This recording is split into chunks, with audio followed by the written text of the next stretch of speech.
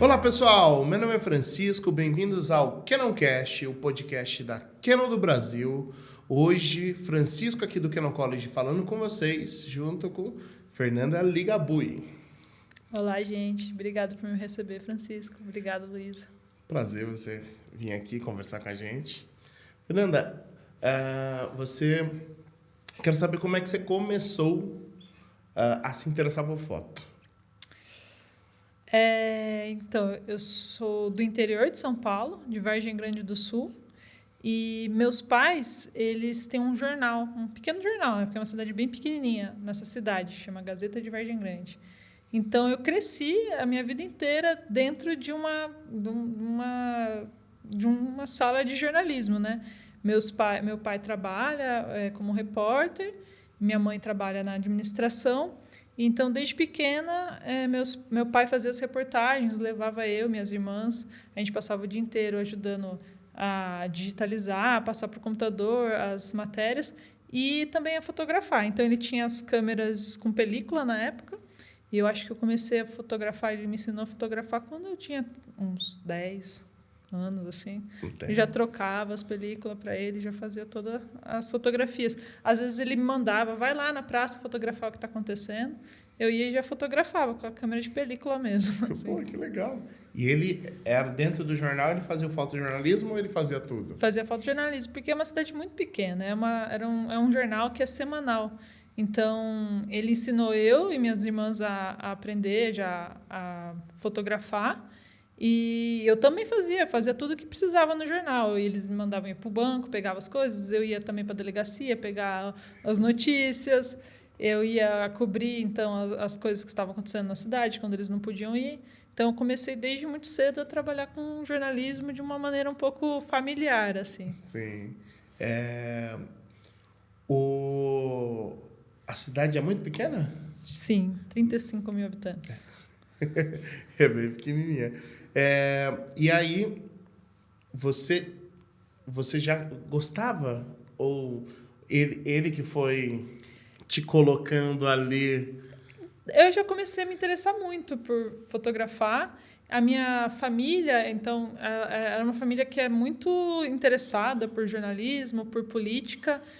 Dentro da minha casa também, meu pai já foi vereador. Então, lá na minha casa, a gente discutia muitos eventos políticos da cidade. Era uma cidade também que acontecia muitas coisas escabrosas politicamente. Corrupção, famílias. Como é uma cidade pequena, tinha famílias que roubavam de não sei quem. Sim. Então, a gente era muito envolvido com política. E dentro disso, eu fui crescendo. A gente assistia muitos filmes, né? As locadoras pequenas da cidade. Sim. Aí, quando eu fui escolher uma profissão, eu estava com medo de escolher uma profissão, eu queria fazer, eu vou fazer direito, essas coisas que no interior a gente acha, ou você faz medicina ou direito. Mas aí meu pai que me incentivou, não, você gosta tanto de cinema, fotografia, vai fazer audiovisual. E eu nem sabia que era possível fazer audiovisual assim. Então, eu agradeço muito essa abertura por minha família, mesmo sendo do interior, ter muito acesso à cultura, muitas coisas que eles traziam por ter um jornal na minha família, trazia muita revista, cinema, cultura, e aí eu consegui, então, me desvencilhar das ideias comuns de trabalhar numa coisa mais certinha, de direito, coisas assim, e procurar fazer arte e audiovisual. E você sempre se interessou pelo visual mesmo, e não pela escrita, por exemplo, né? Sim, não, para mim escrita era muito difícil. Eu tenho uma das minhas irmãs fez jornalismo, se formou como jornalista mesmo. Eu não, eu sempre fui muito da tecnologia, eu sou bastante nerd, assim, e sempre fui muito da tecnologia, de ficar fuçando, quebrava os aparelhos, eu remontava, eu instalava as coisas lá em casa. E sempre fui muito de arte, assim, também, muito sensível com arte, com filme, com cinema. Então, como escrita não era uma coisa que eu me dava muito bem, o audiovisual e fazer fotografia era uma coisa que eu me saía melhor, eu fui fazer audiovisual. Que legal. Quantos filhos eram? Nós somos 4 filhas, 4 irmãs. 4 mulheres? 4 mulheres, eu sou a última, sou a mais nova. Você é a mais nova. E todas foram pro lado artístico? Todas trabalharam em algum momento dentro do jornal da familiar da cidade, né? Que é o único jornal da cidade. Já tem 40 anos esse jornal. E então a minha irmã mais velha, que é a Lígia, se formou em jornalismo, a outra se formou em administração, a Sari trabalha no jornal, a segunda se formou em assistência social.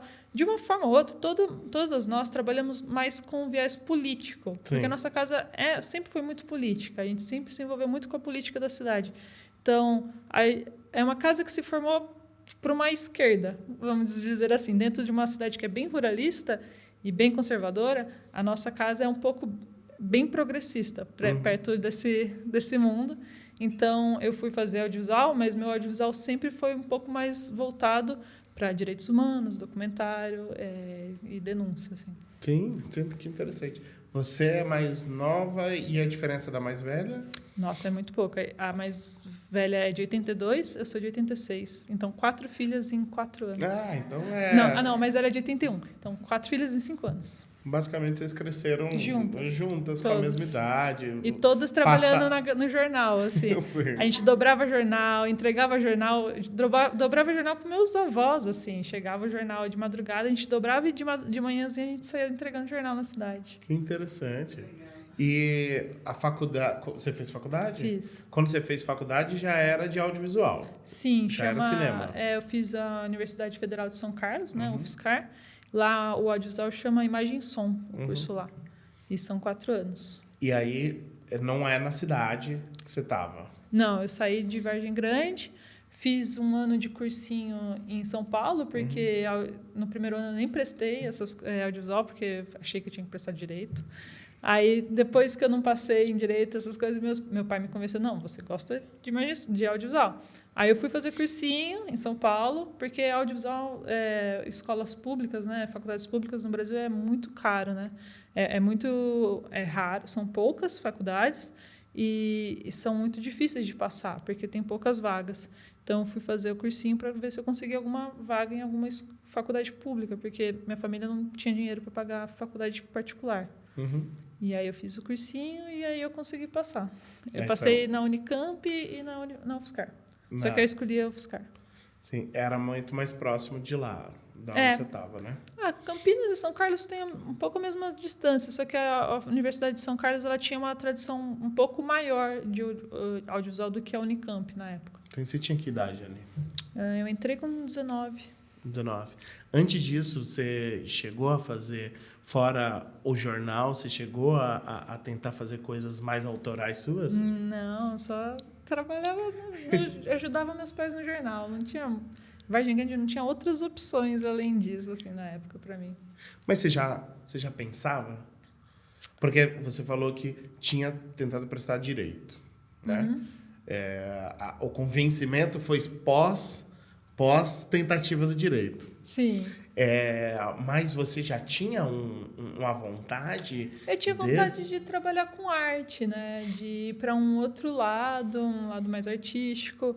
Então, os trabalhos mais de escola, com turma, assim, mas eram coisas mais, realmente, nada que eu produzia coisas em Vargem, assim, não. Não, era só mais uma sensibilidade que eu não via como trabalhar em outra coisa, senão com arte. Com cinema e arte. Mas você já tinha uma ideia de arte no quesito de audiovisual? Sim, cinema. De cinema? Eu gostava muito de cinema. Que legal. Chegando lá na faculdade, como você não tinha vivido nada ali antes, como é que foi? Foi uma maluquice, assim, porque é realmente pouco acesso, né? Quando eu entrei na faculdade, eu não tinha ainda muito acesso à internet, essas coisas no interior, assim. Então, chegar numa outra cidade, numa universidade onde junta pessoas do Brasil todo, né? Foi uma explosão para minha cabeça, assim. Eu vim do interior e morei numa casa, numa república com mais 7 pessoas, cada uma de um canto. Então, foi bem revolucionário, assim, para mim, poder expandir minha forma de como saber o mundo, né? A partir de novas perspectivas, de novas vivências. Foi bem importante para mim poder fazer uma faculdade fora da minha cidade natal e morar com outras pessoas que não minha família, assim, foi muito importante. Isso é legal, porque aí você viu Até diferentes formas de ver a arte. Sim, outros olhares.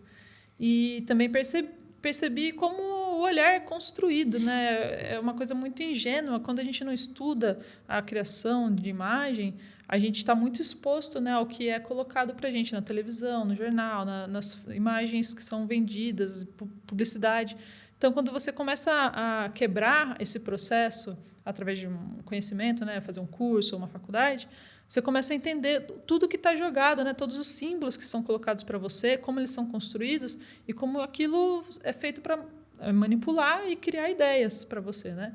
Então, eu comecei a entender, foi um choque assim, nossa, as pessoas colocam uma trilha sonora na novela para fazer você sentir isso. Começou tipo tudo fazer sentido, assim, era muito louco como ter consciência da construção das linguagens é uma arma muito importante para a gente conseguir se defender e entender o que está sendo colocado para a gente. Então, eu acho que quando eu entrei na faculdade e fiz esse curso, eu comecei a ter uma consciência política sobre a criação das imagens, assim, sabe? Sobre tudo que é colocado no dia a dia para a gente, em todas as mídias, assim. Que interessante. Porque você começa a decifrar todos os códigos Exato. que estão colocados lá. Sim. Que tem, ó, isso daqui é para E aí eu causar comecei emoção. a avisar todo mundo. Falei, mãe, tá vendo que eles estão fazendo isso aqui no filme? É para você sentir isso. Fica ligada. Assim, eu comecei a avisar todo mundo, porque eu acho que são ferramentas que as pessoas precisam saber. Entender, né? Porque senão elas viram massa de manobra, assim, sabe? É uma educação imagética que as pessoas precisam ter nas escolas, para elas saberem conscientizar, né, do que está sendo colocado, assim. Mas isso não estragou a sua experiência de consumir arte? Olha, não sei se estragou, mudou completamente. Mas... Agora, quando você sabe de como funcionam as coisas, você sabe que aquele enquadramento, aquela cor, aquela narrativa, aquele a aproximação de câmera e afins, tudo. Nossa, que era só para você né? sentir o texto ali, a emoção, você racionaliza aquilo tudo, não chateia? Deixa a gente bem mais chato, com certeza. Mas eu acho que também deixa a gente muito mais preparado para esse mundo também, assim. Eu acho que uma obra de arte, quando ela é... Isso não tem como, né? Ela atinge as pessoas, independente dos seus códigos, cada um vai sentir do seu jeito. Saber interpretar é bom também, mas... É importante, eu acho, para mim, como ferramenta, saber como são criadas as coisas, ter consciência também em que momento foi criado, qual o contexto que foi criado, tudo tem os seus porquês também. Mas não tem como. Hoje eu fui no MoMA, a primeira coisa quando eu cheguei lá foi ver o quadro do Van Gogh. E eu lembro quando eu era criança, meu pai tinha uma coleção dos artistas, assim, era Picasso, Van Gogh, todas essas coisas, acho que era da Folha de São Paulo, não lembro. E eu lembro que eu ficava olhando, eu ficava maravilhada com aquelas obras. E aí, quando você encontra isso ao vivo, você vê ainda o mesmo maravilhamento. Só que aí você lê também como que o artista criou, como foi o contexto. Então, tudo isso faz parte de camadas, assim, que é importante também saber, eu acho. Que legal. Quando você começou ali a faculdade e tudo mais, a sua ideia já era ir para uma... Vou falar um termo, mas talvez é um termo errado, né? Mas é uma arte mais politizada? Se não toda arte for politizada, né? Eu acho que toda arte é política. Mas entendendo que politizada no quesito política mesmo, não para... ativista. Pode talvez. ser, ativista. Ativista é a melhor palavra. Talvez se encaixe melhor para mim. Eu acho que toda arte, com certeza, é política, tudo tem o seu momento, o seu porquê, o seu contexto, mas eu acho que os meus incômodos e tudo que era importante para mim sempre me levou para uma questão mais de comunicação do que comunicações mais diretas, né, sobre justiça social, coisas assim, do que criar uma arte mais envolta mais envolvida com a questão de uma criação de ego da arte pela arte. Isso é uma coisa que eu entendo, que eu acho bonito, eu acho importante também. Mas a minha questão sempre foi uma questão mais social, de como viver em comunidade. Então, para mim, a criação das obras precisavam também comunicar. Para mim, quando eu queria... Sempre, mesmo ainda antes de entender como as coisas eram feitas, no começo da faculdade de audiovisual, tudo que eu queria produzir era para dizer alguma coisa, era para contar alguma coisa, era estimular algum pensamento. Você pode fazer isso de forma mais efetiva, com um documentário bem claro, ou você pode fazer isso também de formas mais abstratas, mas vai chegar lá também. Depende. Aí, para mim, eu fiz os dois meios durante a faculdade, eu testei todas as formas. Mas, hoje em dia, o que eu acho mais efetivo para o momento que a gente está vivendo é documentário, por exemplo, então, onde eu me foquei mais na minha faculdade. Sim. Voltando ali na cidade e na sua infância, você falou que cresceu numa família muito politizada. Uhum. Em algum momento nesse crescimento, você percebeu isso? Ou isso veio depois? Sabe, tipo... Eu acho que veio depois.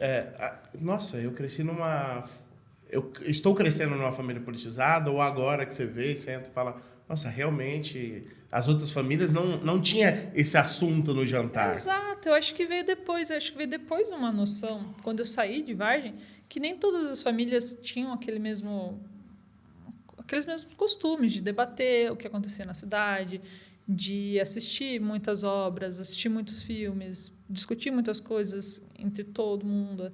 A gente assinava, por ser um jornal, chegava muitos jornais da região também lá, então a gente lia todos esses jornais, lia várias revistas, tinha todos esses meios de comunicação à disposição ali na minha família, e a gente sempre debateu muito. Por ser um jornal que também se colocava bastante coisas de denúncia, de corrupção na cidade, a gente era uma família que também era bem atacada. Então, por famílias que não concordavam com as denúncias, por políticos que estavam sendo denunciados também. Então, isso eu já comecei a entender. Minha família é um pouco mais perseguida ou recebe umas ameaças que meus outros amigos nunca falaram. Assim, minha casa já foi apedrejada, já foi pichada, teve... Recentemente, já tentaram entrar com arma no jornal dos meus pais, ameaçando meus pais. Então, todas essas coisas eram coisas que não eram vividas por outras famílias. Então, eu entendi. Só que eu só fui entender o quanto isso era também política e ativismo quando eu comecei a trabalhar com isso também fora da cidade, assim, sabe? Que eu comecei a seguir meio que esse mesmo caminho da minha família sem querer, assim. Não foi uma coisa que eu fui buscando muito, foi só o que eu sei fazer, assim, é o que eu sei melhor fazer. Por eu ter vivido tanto tempo isso também na minha família. Legal. E fora do jornal, qual que foi o seu primeiro emprego? Então, quando eu me formei, dentro da faculdade eu fiz, né, alguns trabalhos, estágios, mas quando eu me formei, foi muito difícil, assim, sair, porque eu vim do interior, que era 30 mil habitantes. Aí eu formei numa faculdade do interior. Aí eu trabalhava com audiovisual e vim para São Paulo, né? Não tem outro lugar para trabalhar. E eu não conhecia ninguém. Eu não tenho família em São Paulo, não tenho amigos em São Paulo. Então, eu fui meio que... Não tenho ligação. E o mercado audiovisual é um mercado muito elitista, é um mercado que você precisa ter muito contatos para começar a trabalhar. E isso nunca foi possível para mim. Quem, às vezes, estuda em faculdades aqui já sai um pouco... Em São Paulo, né? USP, FAAP, já sai um pouco mais conectado com as produções audiovisuais em São Paulo. Sim. Quem se forma no interior está zero conectado, não conhece nada. Assim. Então, o meio que eu achei foi... Eu já trabalhava muito na faculdade, né? Eu me envolvia com todos os projetos, com TCCs. Eu só me jogava, assim. Eu gostava muito de participar do projeto das pessoas. Então, eu fiz um certo portfólio E aí eu cheguei em São Paulo, eu fui no Google, procurei produtoras, eu nem sabia que produtoras existiam assim, e fui batendo de porta em porta das produtoras. Fui a pé, pegava busão, ia, batia porta em porta, entregava portfólio. Ninguém nem olhava para mim, nem me recebia.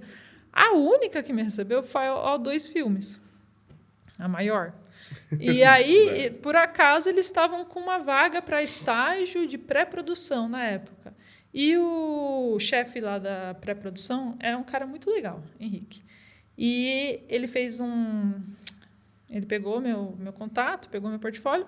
Na mesma semana, ele chamou para uma entrevista, eu e mais algumas pessoas, e aí ele me contratou. Então, em 2 semanas que eu vim para cá, no mesmo mês eu já estava contratada pela O2. Só que como estágio, sim, ganhando muito pouco. Sim, começando lá embaixo. Lá na ralé. Quando você fez a faculdade, você queria ser o quê? Queria ser fotógrafa de cinema. Tipo, pensando assim, tudo que você viu na faculdade...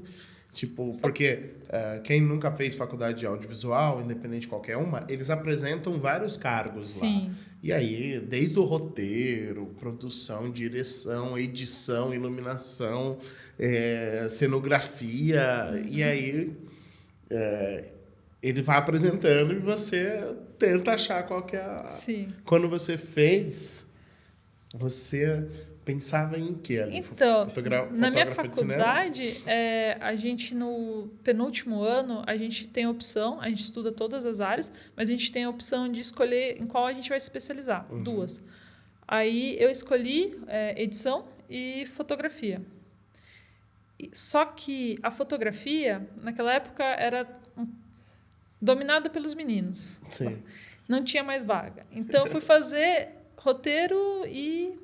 Não, eu fiz edição e roteiro. Só que eu queria ter feito fotografia. Mas não tinha mais vaga porque só os moleques pegaram tudo.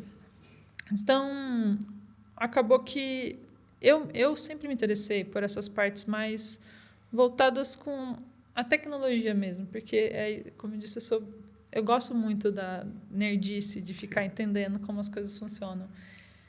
E de me expressar através da câmera sempre foi algo que eu aprendi desde pequena. Então, eu me formei, fui trabalhar como estagiária na O2, mas tudo que eu consegui juntar com a ajuda dos meus pais e com freelas que eu fazia foi para poder conseguir comprar minha primeira câmera, porque eu sabia que se eu tivesse uma câmera, eu ia conseguir burlar de alguma maneira esse mercado que é bem injusto e não dá aberturas, né, para quem está começando, principalmente mulheres. Então, eu sabia que se eu conseguisse uma câmera, eu sairia filmando, fotografando e daria um jeito de me colocar nesse lugar. Assim. Eu ia conseguir me mostrar de qualquer forma ali. Sim. Kimba, você fez roteiro e edição. Edição de foto, né? Edição de vídeo. Edição de vídeo, tá. De vídeo. Que são 2 coisas decisivas na contagem de história. Sim. Né? Porque, dependendo do jeito que você edita ou do jeito que está escrito, talvez a edição seja o último step ainda. Sim. Para, assim, o roteiro é de um jeito, a direção foi de um jeito. A edição pode dar outra cara, ritmos e afins para essa história acontecer. É bom que te ajudou.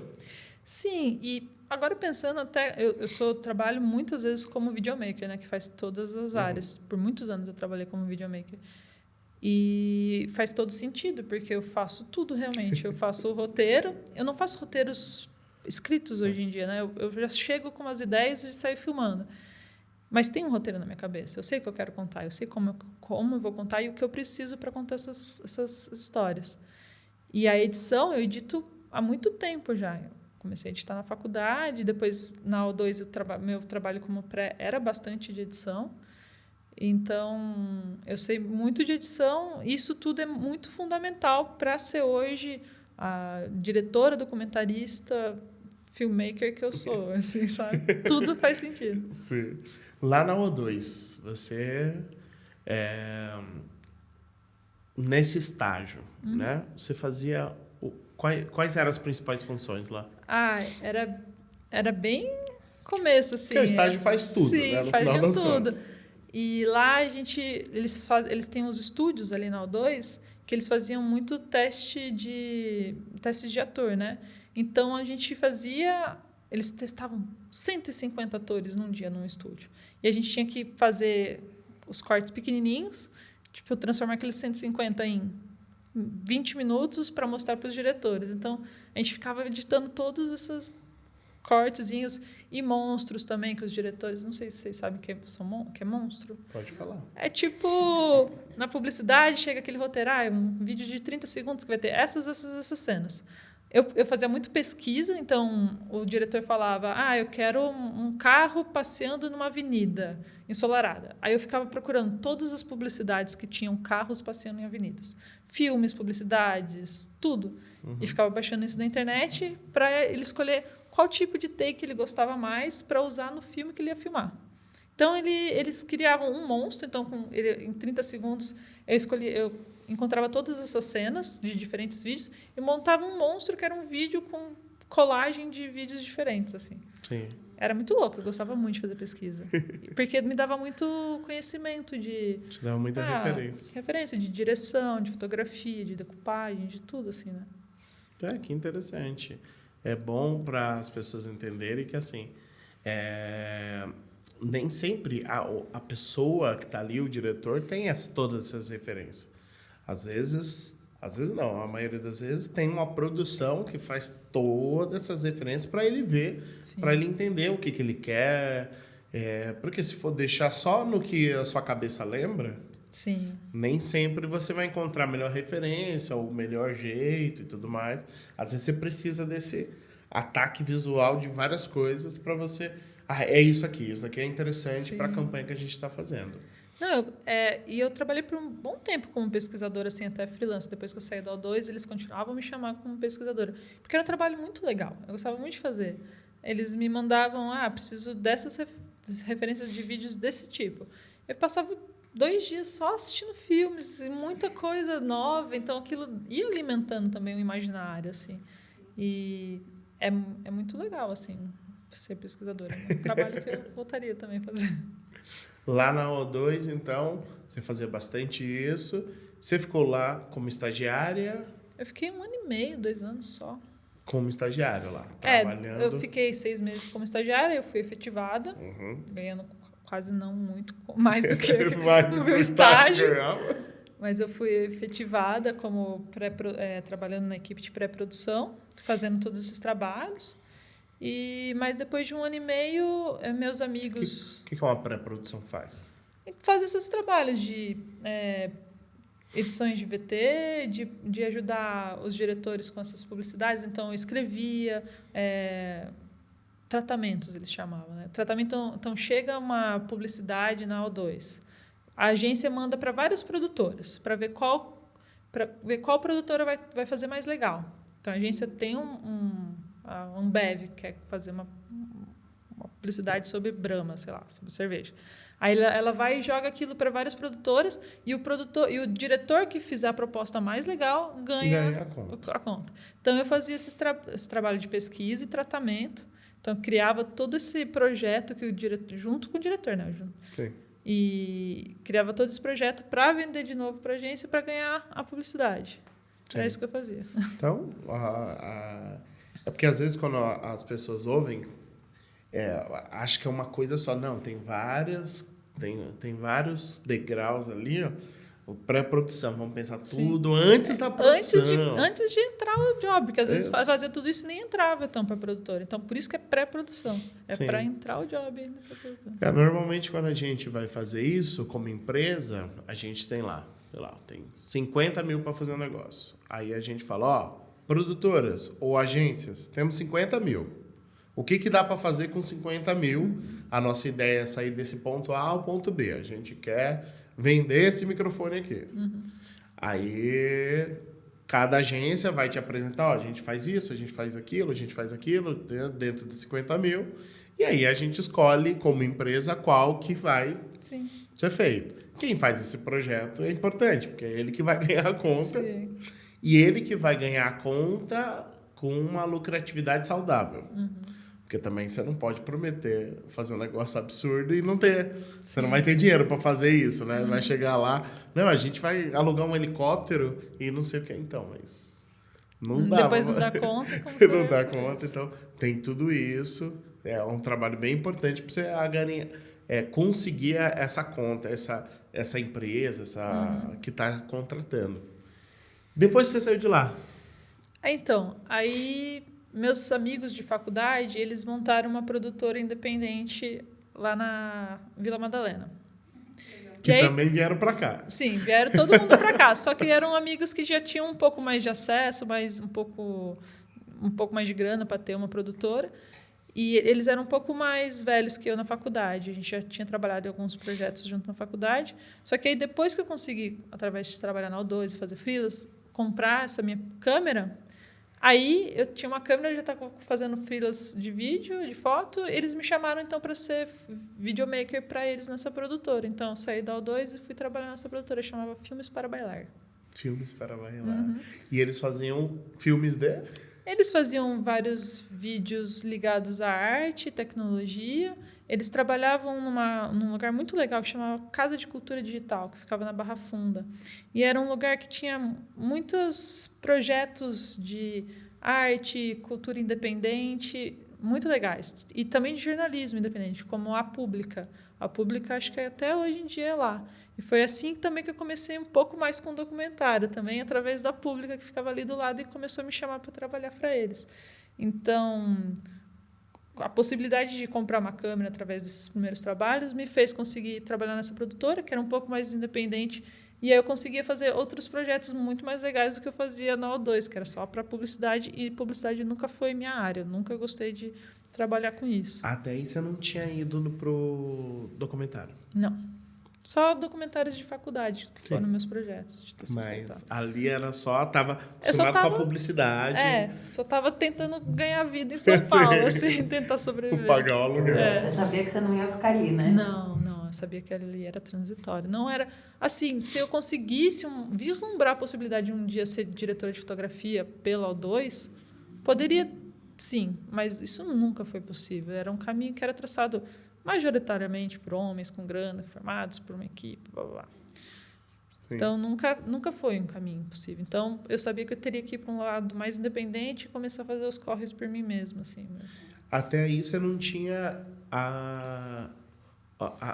o sonho de virar documentarista? Não. Ali você estava vivendo?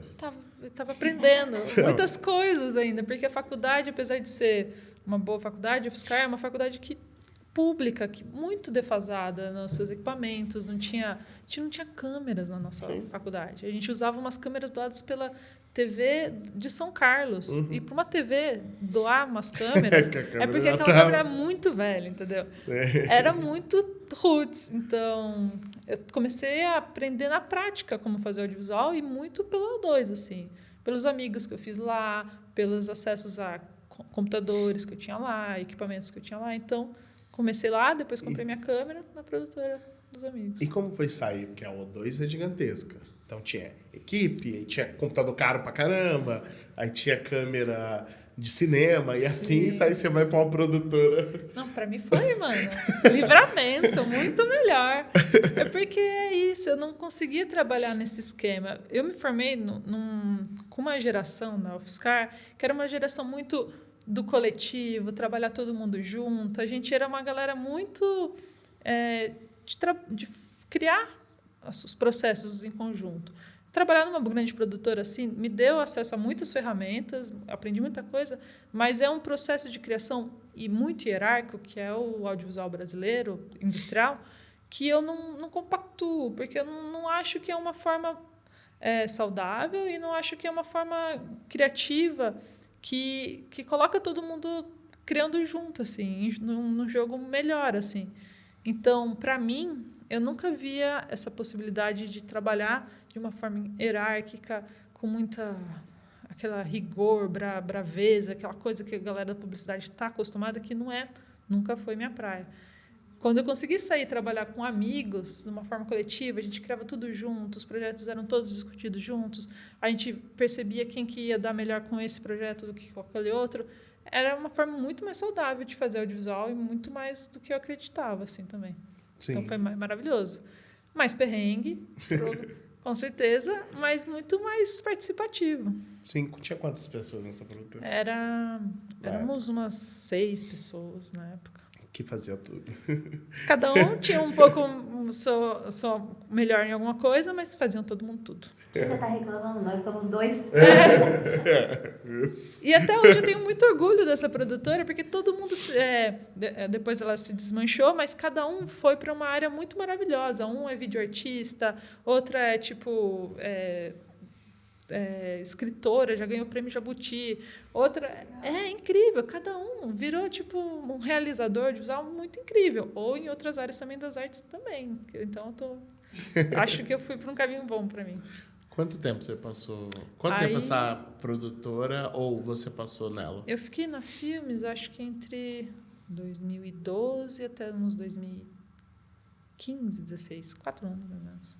4 anos. 11 anos, 2011 até 2015. Aprendendo bastante. Muito. Aí foi incrível. Porque é isso, era também um centro cultural muito legal lá, a Casa de Cultura Digital. A Filmes ficava lá. Então, muitas coisas aconteciam para além da produtora. Eram eventos que a gente estava criando. A gente fez um evento que chamava Festival Baixo Centro, que foi organizado para fazer uma ocupação artística na parte ali da Barra Funda, assim. E a gente ocupou durante 2 anos com um festival com mais de 100 atividades nas ruas, todos gratuitos.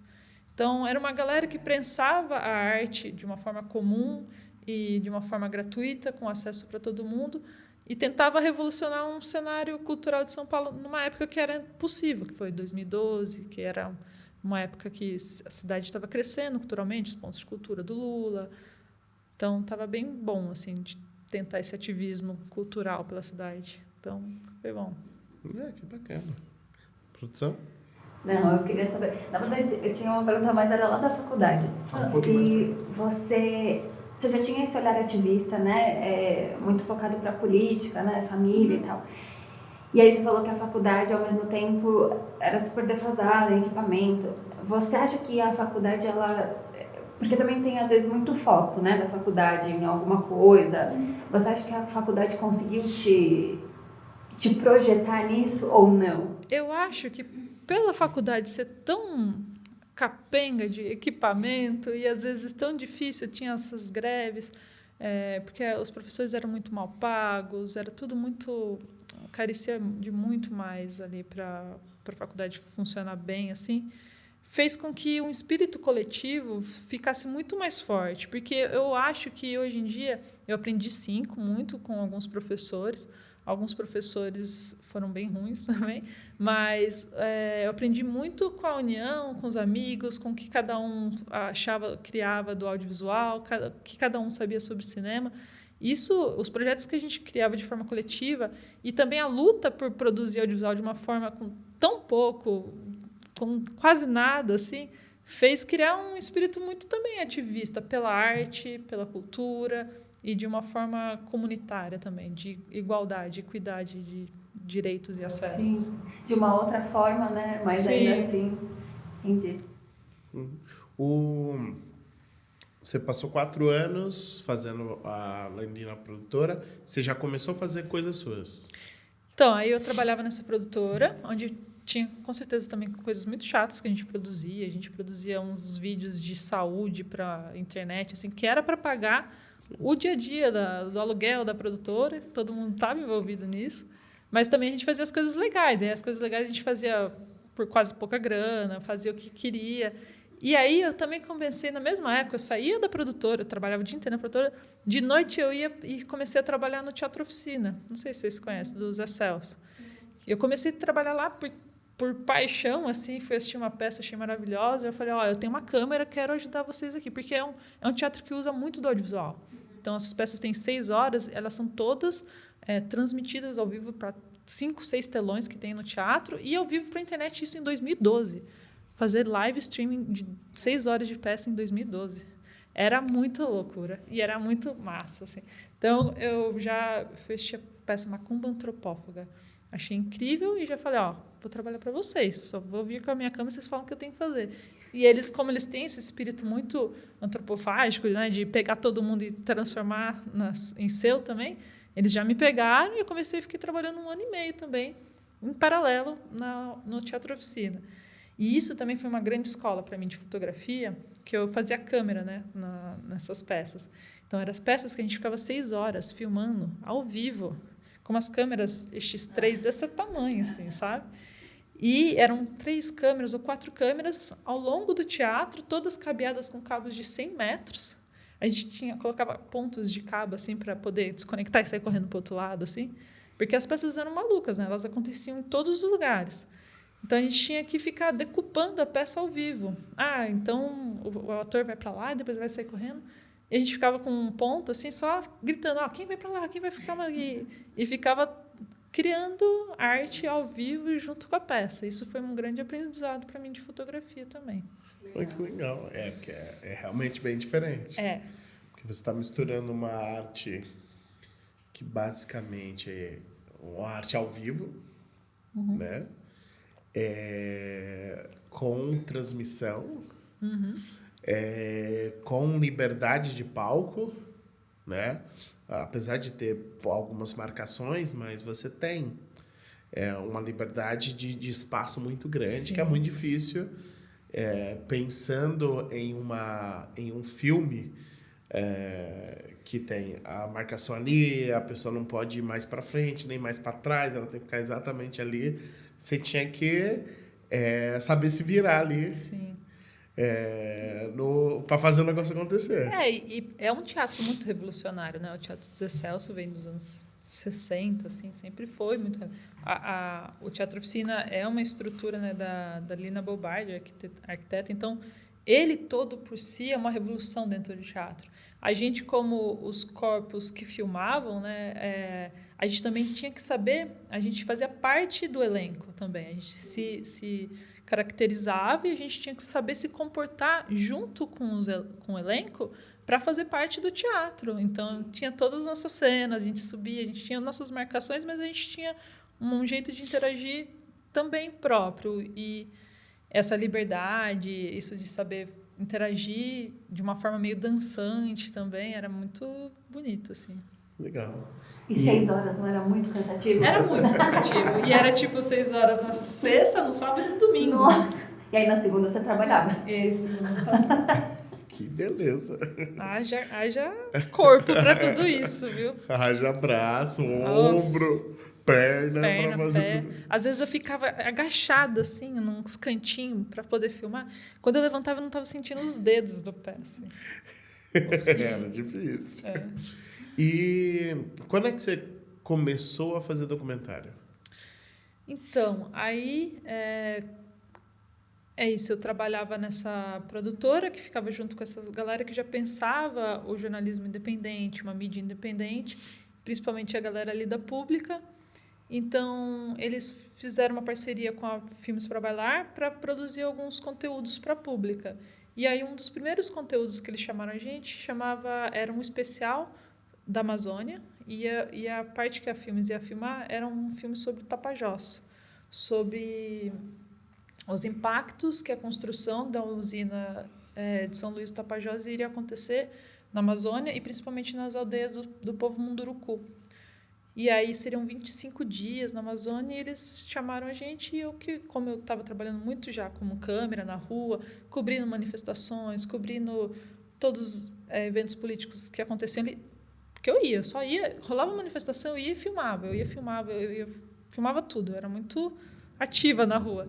Aí eu fui como a câmera para fazer esse trabalho para a Pública. Eu e o jornalista, sozinho para a Amazônia. Foi a primeira vez que eu fui para a Amazônia, isso foi em 2012. E você já tinha feito 13. algo assim? Não. Somente essas produções de vídeos documentais aqui mais por São Paulo, assim. Sim. E como foi chegar na Amazônia? Foi muito maravilhoso, assim, conhecer uma realidade totalmente diferente, assim. Explodiu minha cabeça para entender as diversidades culturais, diversidades de realidades do Brasil, assim. Foi muito importante, assim. Você já tinha feito algo muito sem controle, assim? Porque quando Acho que você meio tá... que tudo que eu fazia era total sem controle de direção, assim, era muito freestyle, assim, vai filmando e depois na edição a gente vai resolvendo. Então, mas é porque você tá na O2, você tá aí no Filmes na para O2 Bailar. eu não filmava, na O2 eu editava. Sei. Mas você tá assim, na O2 tudo era controlado. Sim. No Filmes para Bailar, dependendo do projeto, você tinha controle de o que ia acontecer e Sim. tudo mais. Quando você faz uma viagem jornalística, você não sabe. A não ser que você vá para um estúdio Sim. ou para uma área específica que você já sabe como vai ser o set e tudo mais. Nesse caso, não era. Não, Nesse caso, você chegou lá e é isso. Aonde eu aponto a câmera, para onde eu vou, aonde eu me posiciono, não ia ter luz. Sim. Ia ser... Mas, ó, eu já tinha trabalhado com produção de documentário, que foi meu TCC na faculdade, foi fazer documentário. Durante a faculdade toda, meus projetos que eu mais me envolvi eram documentais. Então, eu fiz um TCC da turma anterior, que era sobre a Festa do Divino em São Luís do Paraitinga, que a gente ficou 20 dias em São Luís do Paraitinga. O meu TCC foi sobre as piscinas públicas da região de São Carlos. Então, a gente passava semanas visitando as piscinas públicas, entrevistando as pessoas. Eu já tinha uma vivência de documental. Na O2, não. Foi uma coisa muito à parte na minha vida. Mas na Filmes para Bailar, a gente produzia também muitos conteúdos, que era tipo, vai filmar esse evento aqui. A gente filmava todo o evento, ia encontrando as cenas e depois a gente criava o vídeo. Sempre foi um pouco mais ou menos assim que eu trabalhei. Assim, nunca foi muito com roteiro e direção certo, assim. Esse da Amazônia, então você foi com um jornalista. Uhum. E já tinha um começo, meio e fim da história? Então, o jornalista, ele conduziu tudo, né? Ele sabia Sim. quem eram os personagens, as cidades que a gente ia visitar, as aldeias que a gente ia visitar. Então, ele sim já tinha uma ideia de roteiro, né? Eu fui realmente só como uma câmera, documentando tudo que o jornalista ia me dizendo para onde ir, onde a gente ia filmar e tudo mais. Mas o olhar ali, eu ia também contribuindo com o que eu achava importante que estava acontecendo no momento, assim, também. Sim. E no fechamento dessa experiência, o que você achou? Eu achei que eu gostei muito do filme, mas não só pela minha fotografia, que eu fui fazer câmera, mas pela reportagem, né, do Carlos, né, Juliano, que ele que entrevistava as pessoas, e também pela edição. A edição quem fez foi meu amigo da Filmes, que é o Rafael Frazão, que hoje é um vídeo artista incrível também. Ele fez uma edição maravilhosa, então ficou um vídeo muito diferente assim para a época, com uma edição muito diferente, uns letreiros e um vídeo de 12 minutos que teve bastante impacto, assim. Chama Tapajós em Transe. Ficou muito bonito, eu gosto. Que legal. E tem como assistir? Tem no YouTube. Só colocar Tapajós em Transe. Tapajós em Transe pública, né? Ou no meu site também, eu tenho lá como portfólio. Que legal. E quanto tempo de vídeo é? Ficou com 12 minutos. Que legal. Quando terminou, você teve assim, aquele medo de um primeiro trabalho desse porte ou não? Você falou, Não. vamos, né? Eu fiquei muito feliz, muito orgulhosa. Assim, a galera da Pública são umas minas muito massa, Natália Viana, Marina Amaral, elas gostaram muito do resultado. E, para mim, a gente fez um trabalho que foi muito importante na época de denúncia sobre os impactos. A gente entrevistou pessoas muito com histórias muito impactantes, então achei que estava contribuindo bastante para a luta daquele povo, assim, achei que foi... Tava um trabalho forte. Sim, não só o meu, mas o de todo mundo envolvido. A reportagem da Pública saiu num site especial, saiu em português, saiu em inglês, então repercutiu bastante, assim. O trabalho delas é incrível. Pô, que legal. Esse foi o seu primeirão? Primeira vez que eu fui para a Amazônia. Sim. E qual que foi o seu primeiro documentário que você teve a ideia? Eu não trabalho como criadora. Eu trabalho como colaboradora sempre. Meus projetos eu faço junto com ONGs, junto com jornais, mídias independentes. Eu nunca vou fazer um trabalho aqui. Não, eu gosto de prestar meu serviço para comunicar causas do que estão acontecendo. Hoje você está com o Greenpeace, não é? Eu trabalho como freelancer. É isso que eu ia te perguntar, como é que é? Os maiores trabalhos que eu faço hoje em dia são com ONGs, né? Então, ONGs como o Greenpeace, tanto do Brasil como o Greenpeace Internacional, Greenpeace do Reino Unido, fiz agora um trabalho da Greenpeace da França, e também com o Instituto Socioambiental, que é uma ONG aqui de São Paulo que trabalha com a causa indígena, a questão indígena no Brasil inteiro, e com ONGs também sobre denúncias de trabalho escravo, como a Repórter Brasil, Papel Social. Então, eu trabalho como comunicadora assim, para essas ONGs. Legal.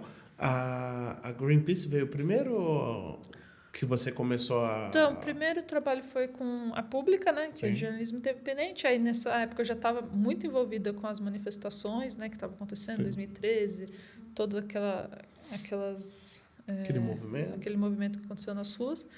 E aí, depois disso, lembrei como aconteceu. Eu gostava muito de jornalismo independente. Por minha família ser jornalista e ter trabalhado já com jornalismo, eu fui colaborar, isso tudo trabalhando na produtora para ganhar dinheiro, eu colaborava nas horas livres ou com teatro, ou agora eu encontrei o Bruno Torturra, que fazia parte do Mídia Ninja. E aí eu fui fazer uma aula com ele no Sesc sobre mídia independente e tudo mais, e aí ele falou que queria fazer umas lives no estúdio que ele ia montar. Só que ele não sabia muito bem como fazer essas lives com mais câmeras e tudo mais. Como eu trabalhava no Teatro Oficina com 1000 câmeras fazendo lives, eu falei, eu vou lá e eu faço para você. E aí eu comecei a colaborar, então, com o estúdio do Bruno Torturra, que chamava Fluxo na época. E aí foi como eu comecei também a trabalhar mais ainda com ativismo, e foi quando eu conheci o Greenpeace, porque o Greenpeace foi fazer uma live junto com o Torturra nesse estúdio, eu que estava operando a live e as câmeras, e aí o Greenpeace me chamou para fazer um primeiro trabalho aqui em São Paulo. Qual foi esse primeiro trabalho? Foi um trabalho sobre uma denúncia contra o Alckmin, na época, acho que da Sabesp, as águas estavam sendo poluídas, alguma coisa assim. Já faz tempo, foi em 2013 isso, eu acho. Já não lembro qual que é o ponto dessa denúncia. Mas foi uma projeção que foi feita numa empena na Paulista, e muito bonita a projeção com uma animação, e aí eu fui filmar essa projeção, entrevistando as pessoas na rua, o que elas achavam, e fazer esse vídeo para mostrar essa ação do Greenpeace nas ruas. Legal. E é legal que você é Você é a que tá lá, vê um negócio interessante e fala, eu vou fazer para você.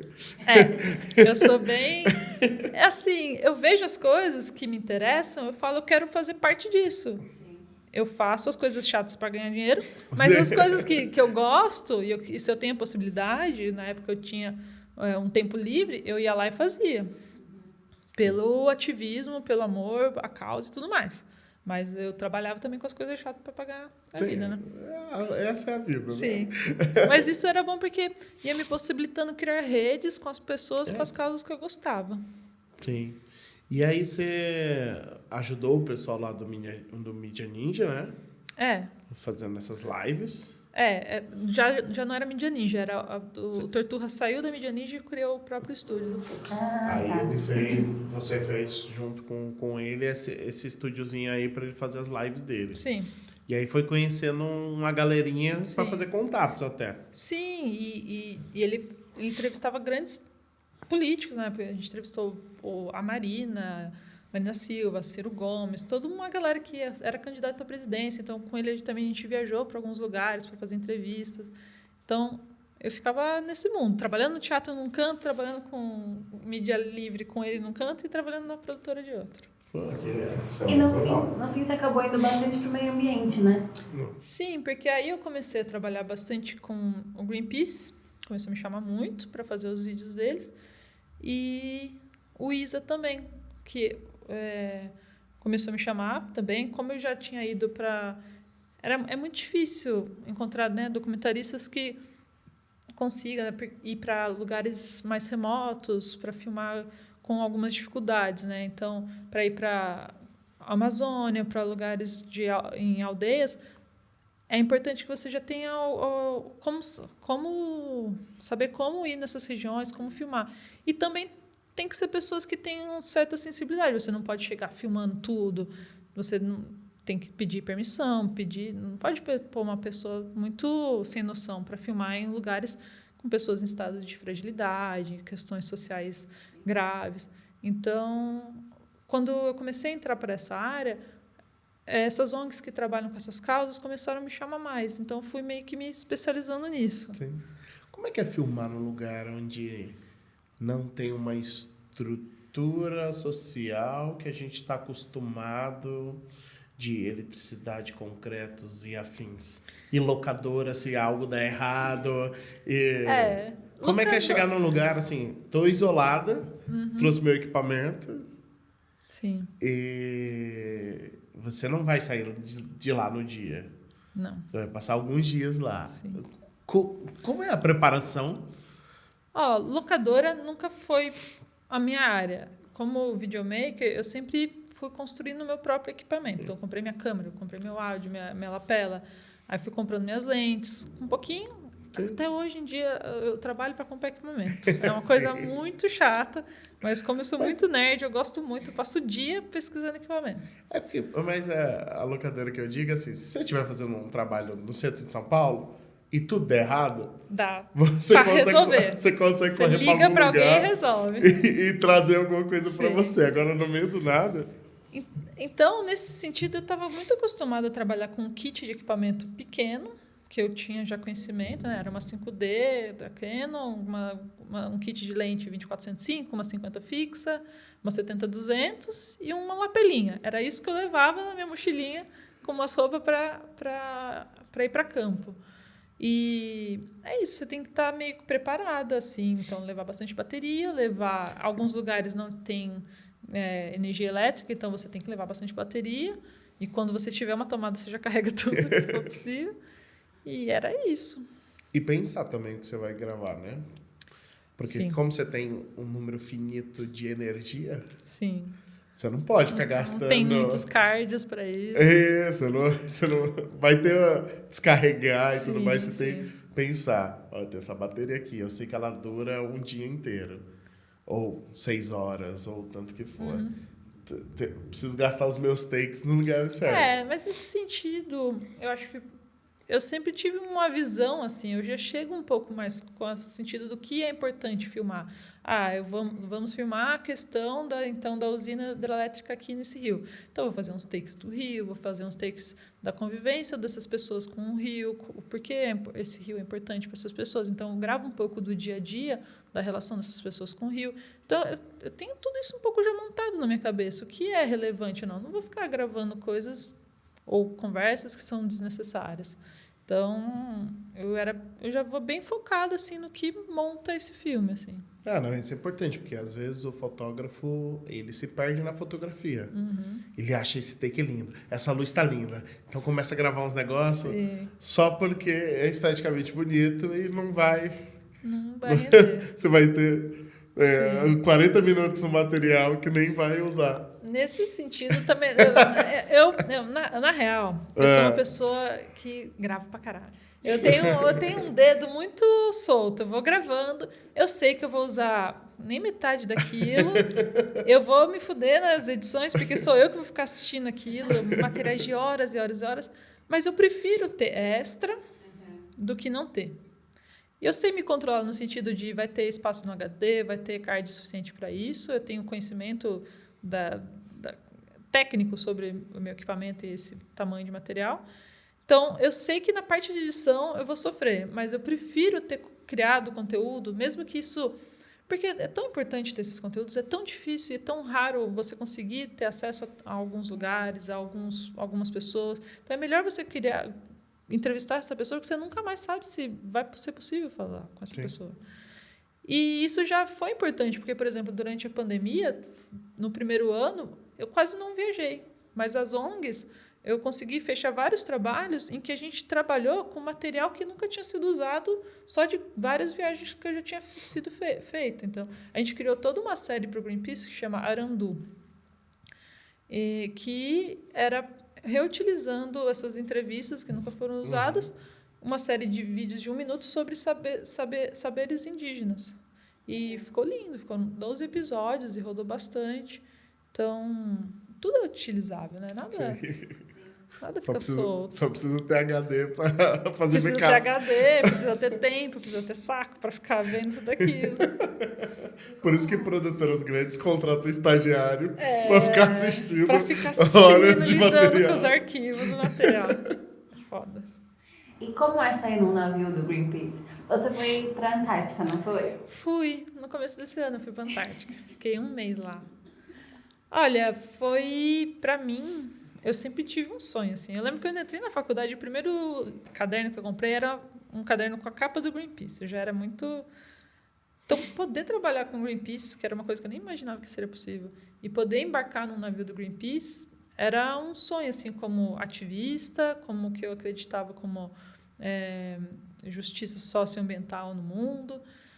E eu sei que tem também seus vários problemas também, mas é uma ONG que eu acredito no trabalho, que eu trabalho já faz algum tempo, não é a única ONG que eu trabalho, mas que eu acho que tem um trabalho muito importante aqui no Brasil e no mundo.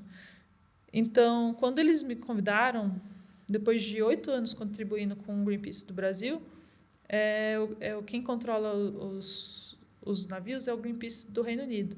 Então, eles chamam colaboradores do mundo todo para embarcar no navio. Eles chamam colaboradores que já trabalham há algum tempo, porque aí eles sabem que vai ter... Porque não é fácil um mês no navio, assim. Então, sabem que são pessoas que sabem lidar em casos de situações mais difíceis, sem muito controle, algumas condições que podem ser um pouco extremas, e que você vai se virar bem em um navio durante um mês fazendo audiovisual. E foi, para mim, um reconhecimento importante do meu trabalho e uma grande oportunidade, porque eu nunca nem tinha visto neve na minha vida, assim, vindo de uma cidade do interior, de uma família pobre, que batalhou muito, assim, para poder fazer faculdade. Então, conseguir ir para um trabalho com esse reconhecimento grande na Antártica foi muito importante para mim. Que legal. E você passou muito frio? Passei muito frio. Isso para mim foi o que eu estava mais com medo, porque aqui eu tô acostumada com passar a diversidade, mas na Amazônia, no calor, com 1000 bichos te picando, Foi isso que eu imaginei. muita umidade. Passar frio, gente, é muito difícil. É muito pior do que... Mano, eu só deixava uma tampinha da luva para fora para poder dar o rec e mesmo assim quase congelei meus dedos. Caramba. E qual foi a pauta ali da Antártica? Para ir para a Antártica, eram duas viagens. A primeira viagem, que é a que eu fiz, era para cobrir uma equipe de cientistas de uma faculdade dos Estados Unidos, que eles fazem um projeto junto com o Greenpeace de contagens da população de pinguins no sul, uma parte da Antártica, ali, no sul do Chile, ali indo para a Antártica. Então, todos os anos eles fazem contagens da população de pinguins e se eles estão migrando e por que eles estão migrando, como o impacto das mudanças climáticas tem na vida deles. Então, eu fui acompanhando os cientistas e eles ficam literalmente contando um por um de colônias de pinguins com um reloginho assim, 1, 2, 3... em áreas muito remotas, em áreas muito difíceis de você chegar. Assim. Então, a gente parava com o navio num lugar, descia um bote de alta velocidade, que a gente punha todos os equipamentos nesse bote, ia batendo no gelo, no frio, na neve, até chegar nessas ilhas. A gente escalava essas pedras, eu sozinha com todos os meus equipamentos, para filmar esses... Só que a gente tinha um protocolo rigoroso de segurança com animais, né? Vida selvagem, então a gente não podia chegar até 5 metros de pinguins, como chama aqueles outros bichão enormes assim? Tipo esses... Leão marinho? Esses leão marinho. Esses eram tipo 10, esses focos, essas coisas que podem te atacar. Então a gente tinha todo um protocolo de segurança, então era um pouco mais difícil, foi bem difícil de filmar. Para mim, como fotógrafa, é bem complexo filmar Era a primeira animal, vez que você estava né? fazendo de animais? Primeira vez. Eu estou acostumada a filmar seres Pessoas. humanos, assim. Filmar a vida selvagem eu achei muito difícil, porque não tem controle nenhum. É uma Você não pode maluquice. pedir pro Os pinguim. pinguins vão subindo em cima de você, Fica carga mais para um todo pouquinho. lado. É um cheiro de cocô para todos os cantos, assim. Era muito difícil você pôr seus equipamentos.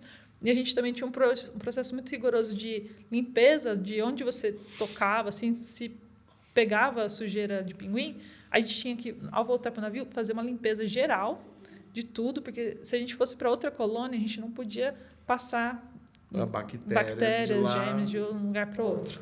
Então Olha era só. muito rigoroso. E a gente ia com uns coletes, umas roupas para frio, que eram, sei lá, uns 10 quilos que eu andava, parecia um astronauta. Um mês. Um mês. Nessa... No navio. Que beleza. E é isso, você trabalha dentro do navio, então não é que só trabalha fotografando. Dentro do navio você tem que fazer limpeza, você tem que fazer todos os processos dentro do navio, ajudar todo mundo, ajudar na cozinha. Não tem tanto dinheiro assim para mandar uma equipe só de... Sim. Você é a trabalhadora fora. Sim. E a trabalhadora também, né? É. Você já perdeu alguma coisa? De equipamento? De equipamento, de material. Olha, eu sou... Nesse tempo inteiro? Eu sou muito caxias e organizada com o meu próprio equipamento. Eu nunca deixei nada para trás, nunca perdi nada. Uma vez, minha câmera, eu fui pegar a bolsa, estava aberta, caiu uma lente, quebrou. Dessa vez na Antártica foi difícil também, porque eu tinha colocado minha bolsa num canto, escorregou, aí quebrou o visor da câmera. Mas tudo bem, eu levo sempre 2 câmeras, para ter uma sempre de step.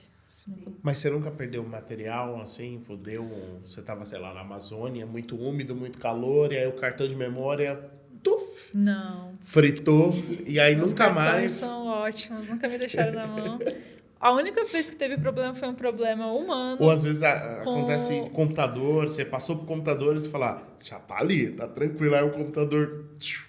Não, eu sou muito rigorosa. Eu que faço mesmo eu faço a logagem, né? Eu faço tudo, né? Eu faço áudio, câmera, logo, faço drone, faço merda tudo. Log, que ela fala, é você pegar o material que tá no cartão e passar pro computador e organizar ele. Eu fico que nem uma paranoica. Eu passo isso, tipo, mano, chegando depois de o dia inteiro na floresta, chega tarde, dorme em cima de um posto, na beira da rodovia, você vai ter que logar, porque você vai sair às 5 da manhã. E, nossa, ficar horas olhando um arquivo pro outro, dando play, tá tocando, tá tocando. Aí vou até o último, fico testando tudo antes de deletar, porque tem muita nóia. Mas a única vez que eu perdi foi por erro humano, assim, de passar um HD para um colaborador lá, que ele queria ver as imagens, e aí eu prestei para ele ver as imagens e ele derrubou meu HD à noite. Aí perdeu 3 dias de trabalho. 3 dias do quê? O que era? De documentação. Não, mas da onde era? Do que era? Era de uma comunidade, comunidade quilombola, que a gente estava filmando sobre os impactos do veneno, o agronegócio. Que não dava nem para você voltar. Não dava. E você não parece uma pessoa que sente muito ódio. Como assim? Você não parece ser uma pessoa que sente muito ódio. Parece uma pessoa tranquila. Quando a pessoa deixa o seu HD cair com 3 dias de trabalho. Olha... Eu sou uma pessoa que eu sou compreensiva.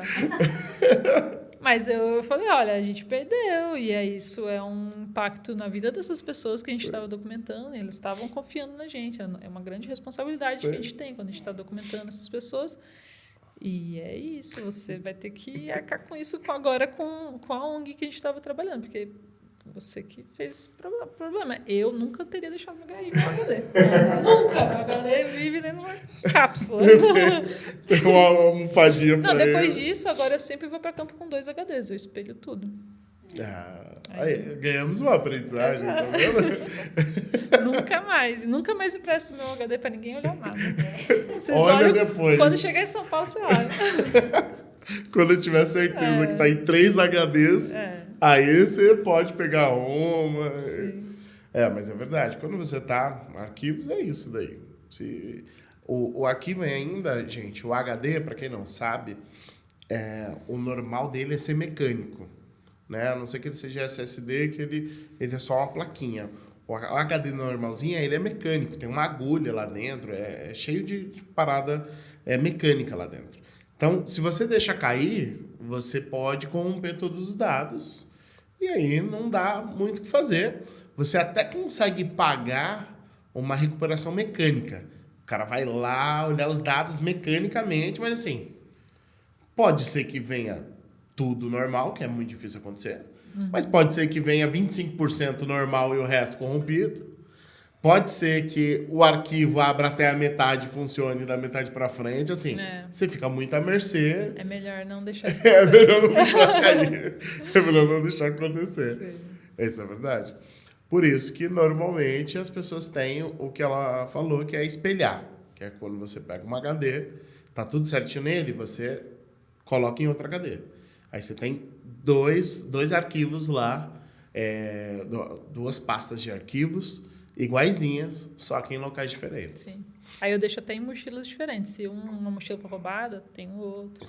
Tem que deixar separado. Sim. Porque acontece, gente. HD morre. Acontece de volta e meia parar de funcionar. E aí você sofre. E aí você tem que ficar fazendo. Coloca em outro, coloca em outro. Coloca em uma que você nunca mexe. Fica dentro do guarda-roupa parado ali para não dar nada. Porque acontece. É que nem cartão de memória. Quantos cartões de memória você vai em campo? Então, eu tenho 2 câmeras, né? E aí, para cada câmera, eu tenho umas 4 cartões de memória de 160. Porque eu filmo em 4K, 10 bits. Às vezes, filmo muita coisa em 60 frames. Isso gera materiais grandes. E às vezes tem dias que eu não consigo logar no final da noite. Então, é melhor ter alguns cartões extras para não ter que logar. Então, tem que ter bastante. E cartão custa caro hoje em dia. Muito. Cartão custa caro. E é bacana você sempre ir trocando os cartões. Sim. Porque cartão também é quase que descartável. Tem vida útil. Isso. Chega um tempo que, assim, não conta, que pode ser que ele pare de funcionar, a câmera pare de ler, tudo fica complicado, então é melhor você sempre renovar essas coisas. Mas voltando, você faz bastante pro Greenpeace, também faz dos povos indígenas, né? Sim. Como foi sua primeira experiência? Então, Não especificamente, porque eu também não sei aqui se você foi com algum dos povos indígenas que tinha mais contato ou menos contato com a civilização branca e tudo mais ali. Você chegou a fazer com civilizações que tem pouco contato. sim. Então, o primeiro contato foi com os Munduruku, nesse trabalho para a Pública, sobre Tapajós. Depois disso, eu fiz um trabalho dos Tupinambás, do sul da Bahia. Foi um trabalho junto com a Repórter Brasil para falar sobre a demarcação de terra deles. E os Tupinambá já têm contato há muitos anos, né? Foi um dos povos primeiros contactados ali na Bahia. E fiz um doc que eu gostei muito, chama O Retorno da Terra. Foi um doc todo feito de forma coletiva, né? De juntar grana de forma coletiva. E depois disso, comecei a ir com o Greenpeace para algumas aldeias também. A gente voltou nos Munduruku, depois... nossa, eu já fui para tantos. Os Caripuna, que é em Rondônia. Eu fui para os Yanomami, mas esse aí foi um trabalho para falar sobre esqueci. Esse foi com o Itaú Cultural, para falar sobre... Como que chama o cacique? Pajé, não? Eu vou lembrar o nome deles. E aí, já fui para muitas terras indígenas hoje em dia. Mas acho que os povos mais isolados que eu fui foram os Yanomami. Porque lá, para você chegar, você tem que ir até Roraima, né, em Boa Vista. De lá, você pega um avião, não tem como você chegar de barco. Então, eram os povos que tinham menos contato e que falavam menos português e tal. Eu fiquei lá uma semana. E como foi? Porque você acabou de contar do gelo. Que você nunca tinha tido essa experiência. Como é que foi essa primeira experiência? Então, para mim foi como conhecer outras realidades. Eu acho que todo lugar que você viaja dentro do Brasil, você tem contato com diversas realidades muito diferentes do que, pelo menos eu, do interior de São Paulo, assim, né? A galera aqui do Sudeste. Então, é uma forma como abordar qualquer outra comunidade que você está chegando e que você também tem que conhecer, tem que respeitar, tem que ter as aberturas para você entrar. Você tem que explicar muito bem porque você está indo lá, o que você vai fazer com essas imagens. Você tem um tradutor que vai, alguém que acompanha? Sim, em algumas aldeias. A gente nunca vai em uma aldeia sem permissão e sem ter alguém da aldeia que nos convidou, né, e que já tem contato com essas organizações. Então, todas essas aldeias, alguém já está em contato com o Greenpeace há muito tempo, porque já faz trabalhos e projetos juntos, ou com o ISA. Então, esses dos Yanomami, o ISA trabalha com os Yanomami já há muito tempo. Então, eu fui através do ISA para fazer esse trabalho, e lá eles têm alguém, né, algum antropólogo, alguém que já trabalha com eles há muitos anos, que eles confiam, e só por isso que eles deixam nós, né, não indígenas, também entrar no território deles. E eles têm toda a razão para não deixar ninguém entrar nesse território. Sim. E como é fotografar? Geralmente, generalizando, as tribos, as comunidades, elas deixam, elas gostam? Ou existe uma diferença entre elas? É tudo questão de você conversar e pedir permissão, né? Então, você chega, em nenhum lugar você pode chegar e já chegar filmando. Isso é uma grande falta de respeito. Não só com comunidades indígenas, mas com qualquer lugar, né? Então, você chega numa comunidade quilombola, indígena, em qualquer lugar que você entra, reúne com as pessoas e fala, estou aqui para filmar isso, isso, isso. Quem está de acordo, quem não quer ser filmado, quem não quiser ser filmado pode falar comigo. Ou se depois que eu filmei não gostou, pode pedir que a gente não vai, a gente deleta, a gente não usa. Então, tudo isso é o acordo com eles e tem que ser bem transparente para que eles entendam que eles têm todo o direito de deixar, permitir ou não, e que, se eles quiserem, nada vai ser feito. Porque a gente está ali, pelo menos eu, quando eu vou com as ONGs, para servir a uma causa que eles estão lutando. A gente está ali para comunicar uma luta deles. Então, eles que sabem o que eu posso ou não posso filmar, e tudo é um acordo que a gente vai trabalhando durante todos os dias que eu vou ficando lá. Para tudo ser de comum acordo. E bem respeitoso, né? Bem respeitoso. E aí, esses materiais, eles não são meus. Então, eles são da ONG, junto com aquela aldeia, com aquele povo. Então, ele só é usado para esse fim. E se for precisar para usar para algum outro fim, tem que ser todo, de novo, reacordado com esse povo. Sim. Entendeu? Para ser bem respeitoso. Que legal. E o que você ainda quer fazer? Fazer? Eu quero continuar fazendo o que eu faço, que eu gosto muito. Eu gosto muito de trabalhar com comunicação, de trabalhar com ativismo. E eu sei que no Brasil a gente ainda tem muito para construir, para lutar. Durante esse último governo a gente teve muito ataque, né, aos direitos indígenas, aos direitos aos povos originários, quilombolas e todo mundo. Então, é uma área que eu atuo há muito tempo e eu gosto muito de poder colaborar. Então, o que para mim é continuar trabalhando com ativismo, questões socioambientais, porque para mim é o que me interessa no mundo, é mover e mudar as coisas injustas, tudo que acontece nesse Brasil, assim. Sim. E que para quem, como você falou, esse mercado é muito fechado, o mercado audiovisual é muito fechado. Mas o que você acha que, para quem está ouvindo a gente, né, e também tem essa vontade, o que você acha que a pessoa deve ir fazendo para alcançar esses espaços? Voltando à pergunta anterior, uma das coisas que eu gosto também e quero ainda continuar fazendo é trabalhar também com educar audiovisual, para outras pessoas terem acesso a essas ferramentas, que é o que eu uso hoje para comunicação.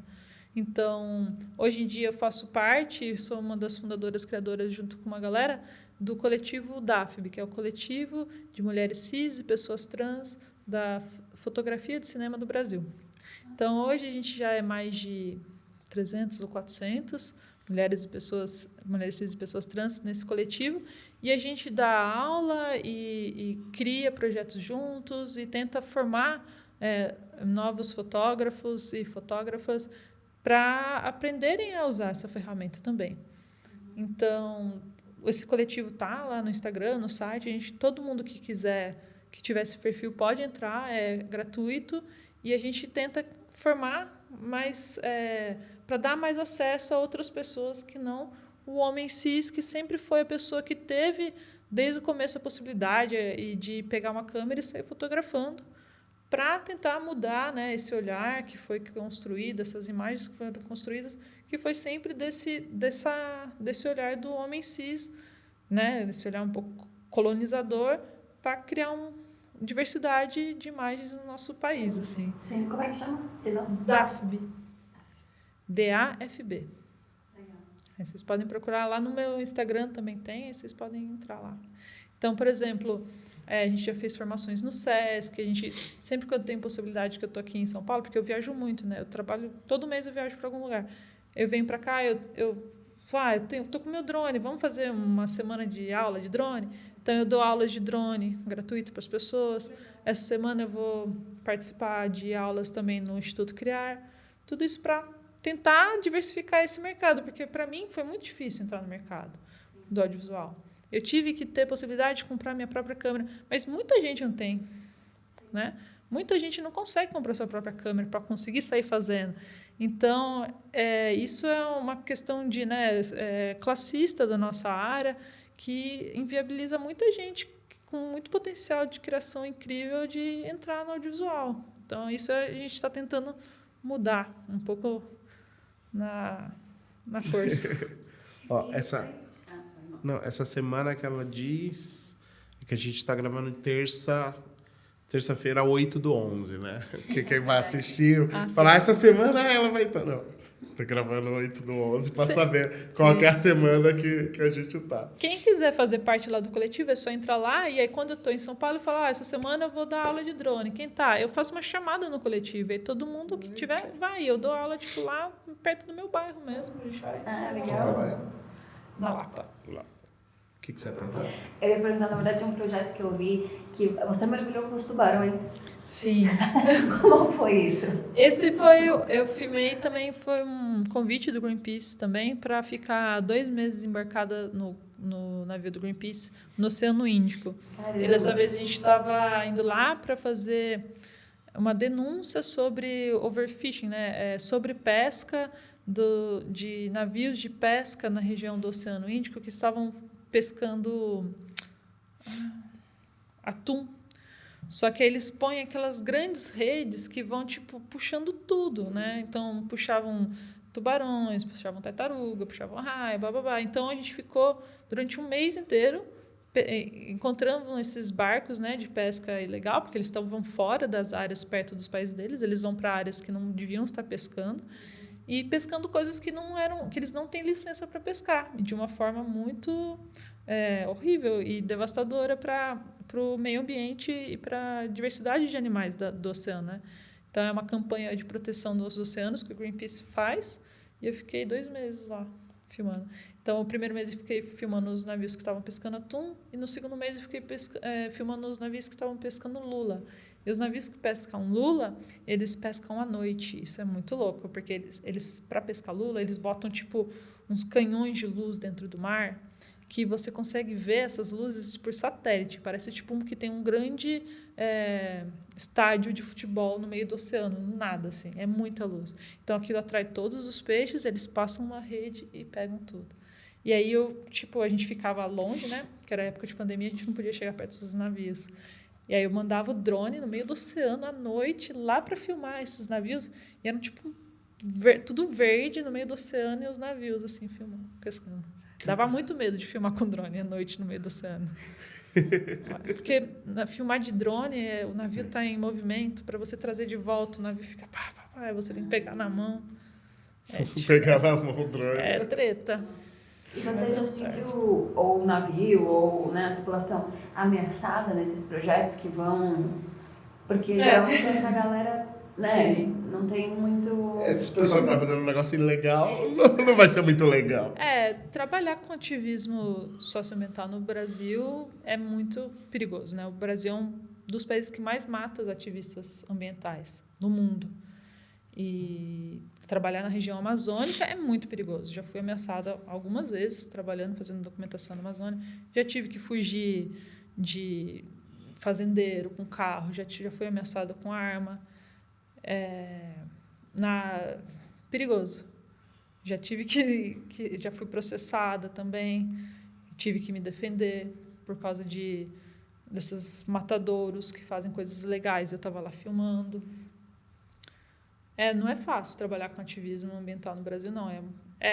Eu digo para as pessoas que o Brasil vive uma guerra que ninguém fala sobre, mas o Brasil mata ativistas na Amazônia o tempo todo. Então, estando lá, a gente viu agora o caso do Dom, né, e do Felipe, tem que ter muita respaldo para ir para esses lugares. Você não pode ser ingênuo de que você está indo para um lugar e vai falar, eu vou lá para salvar as pessoas. Não, para com isso. Não existe salvador, primeiramente, e é um grande risco. Então, você tem que ir com organizações que sabem onde você está caminhando, que território você está caminhando, o que está envolvido, né, de segurança, onde você vai estar, e você tem que ter muita noção para não sair se colocando em perigo nos lugares. Já fui ameaçado algumas vezes, já tive problemas também no navio, também a gente já foi perseguido por piratas, então não é fácil. Tem vezes que eu volto e falo, mano, o que eu estou fazendo? E também não é fácil... Aquela, acho que eu vou desistir. Aí alguém liga, opa, vou, top. Sim. Não, mas também não é fácil psicologicamente, assim, filmar. Tanta denúncia, tantas coisas ruins. Eu cubro as queimadas na Amazônia já faz mais de 5 anos. Eu filmo com sobrevoo de avião com Greenpeace todos os anos as queimadas. E todo ano vai ficando pior. O ano passado eu filmei uma queimada na Amazônia que os fogos eram perto de Porto Velho, em Rondônia. Parecia aquela grande cogumelo da bomba atômica. A gente, tipo... girando com o avião em volta daquilo, demorava muito tempo, era muito enorme. Então, você volta muito impactado por essas imagens, sabe? Impactado por aquelas vivências. Eu voltei depois de Brumadinho, fiquei 10 dias filmando o que aconteceu, né? O crime da Vale do Rio Doce. E você volta totalmente transtornado. Então, você precisa ter respaldo psicológico, você precisa ter pessoas que também te ajudem a recompor, porque... trabalhar com denúncias num Brasil que está em pé de guerra, é pesado. Realmente, porque você vai ver muita coisa triste e vai chegar em casa, você não desliga. Tipo, não. Beleza, acabei de ver um negócio muito triste, passou uma semana, agora eu vou dormir em paz. Sim. Não é assim? Não. E também, o dinheiro também não é o dinheiro que recebe para fazer esse trabalho também não é gigantesco. É muito mais pelo amor, né? Pela vontade do que realmente pagar as contas. Sim. Como eu Talvez trabalho... se você fizesse mais publicidade, sim, você ganharia muito mais dinheiro. Nem chega nem aos pés, assim. Não faço isso, né, por essa questão. Eu sempre quis trabalhar com política e direitos humanos, por uma vocação, uma questão minha mesmo, assim, mas realmente trabalhar com ONG, questões muito baixo orçamento, sim, e sempre muito perrengue, assim, apesar de eu trabalhar com ONGs grandes que me dão bastante cobertura, você sempre vai sozinha, você tem que fazer tudo sozinha, porque são lugares de difícil acesso e projetos que têm pouco dinheiro.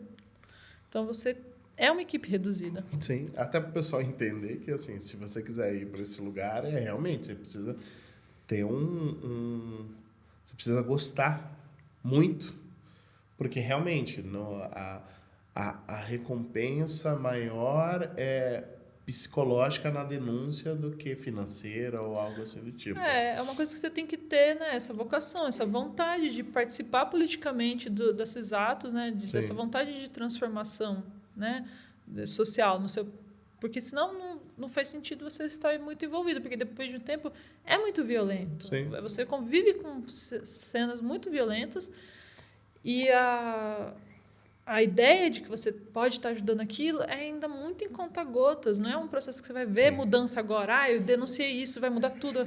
Não, semana que vem aquelas pessoas vão continuar vivendo em extrema vulnerabilidade, com muita violência acontecendo.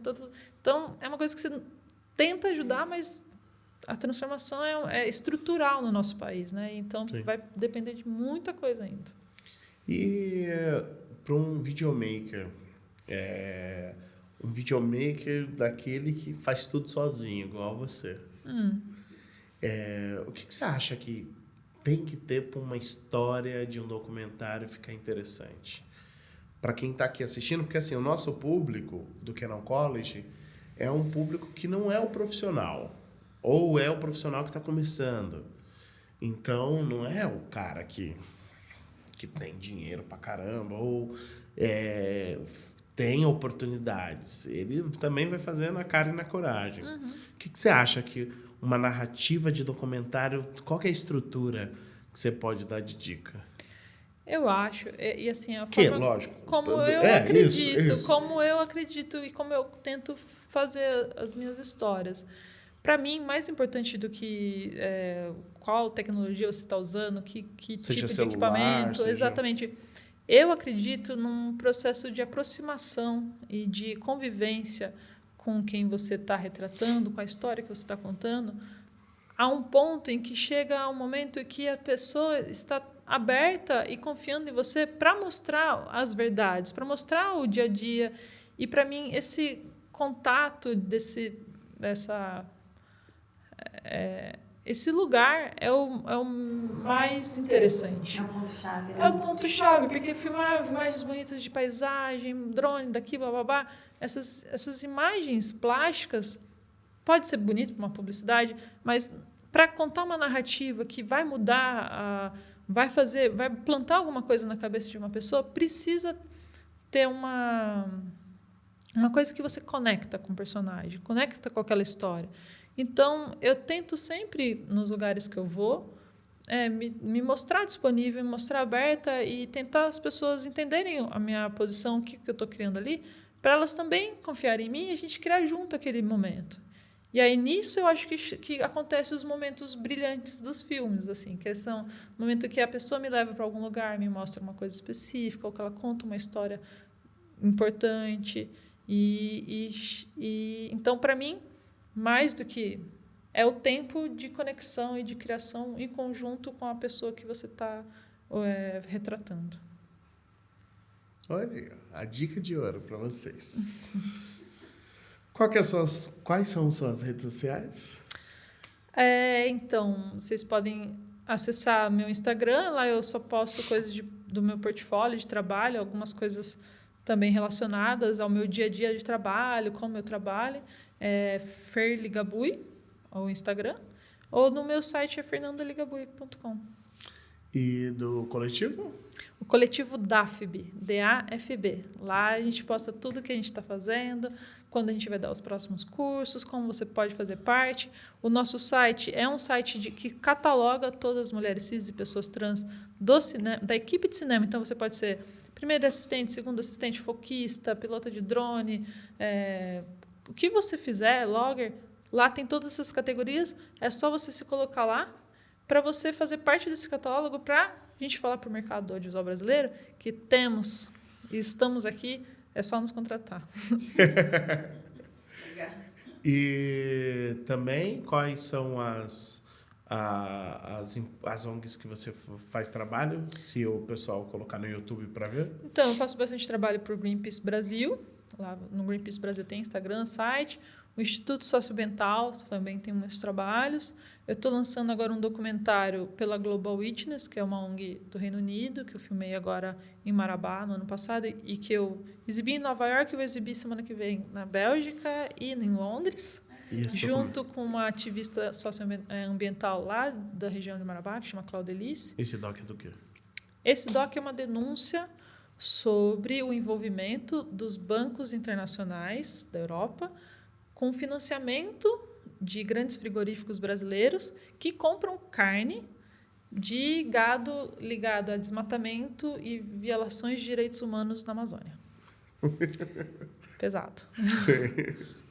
Então, voltando, tem o Greenpeace, tem o Instituto... Greenpeace, Global Witness, Rainforest Foundation, Instituto Socioambiental, e acho que por enquanto são essas que eu estou trabalhando esse ano. Mas entram no meu site e no meu Instagram que vocês vão ver. Gente, é isso. Vejam nossos cursos lá do Canon College, para você que quer aprender ISO diafragma obturador, tanto em vídeo quanto em foto, quanto composição e afins. É sempre importante saber essas coisas. Não temos curso de documentarista, mas quem sabe? Quem sabe a gente faz um... Sim, precisando é só chamar. um curso aí, né? Obrigado. Obrigada pelo convite, Luiz Francisco. Obrigada por estar aqui. Obrigado, Fernanda. É isso, gente. Comenta, compartilha, curta, faz todas as coisas que o YouTube pede para fazer, tá? E é isso. Até a próxima. Até a próxima.